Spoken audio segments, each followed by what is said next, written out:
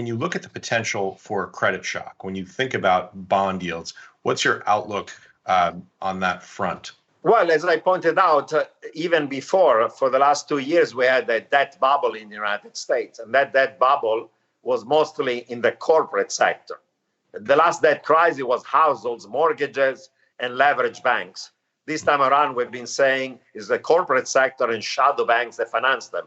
CLOs, leverage loans, fallen angels in high grade, trillions of dollars of high yield junk bond issued with weak covenants, covenant light, with a loosening of lending and credit standards. It was just toxic. Was a crisis waiting to happen. And guess what? When a similar shock occurred in 2016, spread went from 300 to 900 for high yield, but it took about 3 months. And then they went down back to normal once we realized we're not going to have a global recession. This time around, they've spiked in less than a month from 300 to 1100, and the entire market for high yield, leverage loans, CLOs has completely shut down.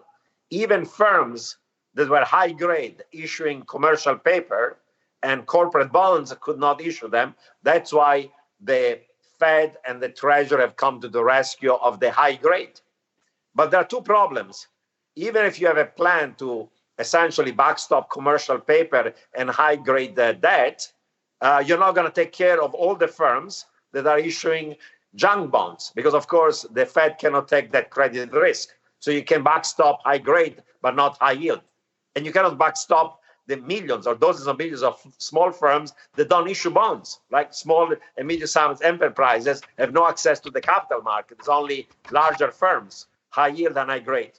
Two, you're taking a huge credit risk even for the high grade, because within the high grade, you have $1 trillion of bonds that are BBB minus. They are on the verge of being downgraded to junk. Right. And Ford was just downgraded to junk. A big firm like Ford has been downgraded from BBB to junk. And the Fed now is telling us we're going to take and we're going to buy high-grade bonds, including BBB minus. To me, it's a mistake, because most of these guys, even if you backstop them, the fundamental is going to lead to a downgrade. And once they're downgraded, you're taking a market risk, because then there is a spike in the spread and you do a mark-to-market loss on your portfolio as a Fed, and you're taking a huge credit risk. I would have said, if you want to backstop corporate bonds, do it for high grade and exclude fallen angels. Instead, they decided to save the fallen angels. But even by doing that, you still have all the high yield that is essentially not backstop. You have leverage loans, and you have CLOs, and you have every firm that is not even issuing debt. That is the majority of firms in the country who are not issuing bonds. They have to use either banks or other forms of lending.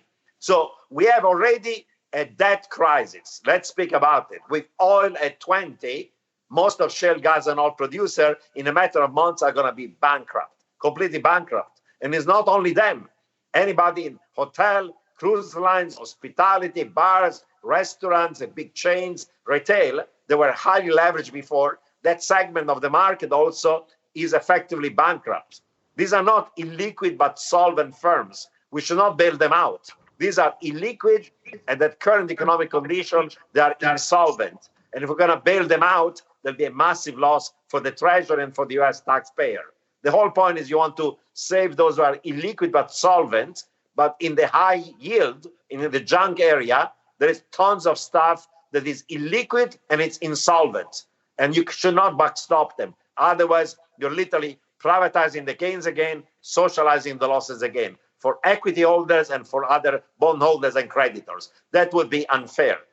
But we're not going to do it, hopefully. You know, one of the things that comes up in this context is the risk of moral hazard for backstopping debt. And for companies that have effectively been engaging in massive share buyback programs, that's generated an incredible amount of angst and blowback against corporate America. Absolutely. For the last decade, the amount of share buybacks has been huge, has been artificially increasing earnings per share, and the growth of earnings per share boosted valuation. And since compensation of many CEOs and senior managers are based on valuation, they literally pocketed those gains for themselves. And they've done something reckless. because if you do share buyback, you're changing your capital structure. You're reducing the amount of equity in your firm, and you're increasing the amount of debt, because most of the share buybacks were financed for those who are not profitable by essentially issuing debt. So you have essentially leveraged up your capital structure with more debt, less equity. You made yourself vulnerable, and now the shock occurs and you may go bankrupt. And there's a huge moral hazard, because even if the law says you cannot use this money for a share buyback, that's the minimum, of course, that you need to do. But the share buybacks were done in the past. You made yourself financially fragile. You made yourself near insolvent. And now you're asking for a government bailout because you screwed up and you privatized the gains, you socialized the losses for a decade. And now I'm supposed to backstop the equity holders and the existing creditors by giving a bailout. It is still bailing out people and socializing the losses, even if you say that you cannot increase compensation of CEOs and you cannot do more share buybacks. The damage and the moral hazard occurred for the last decade.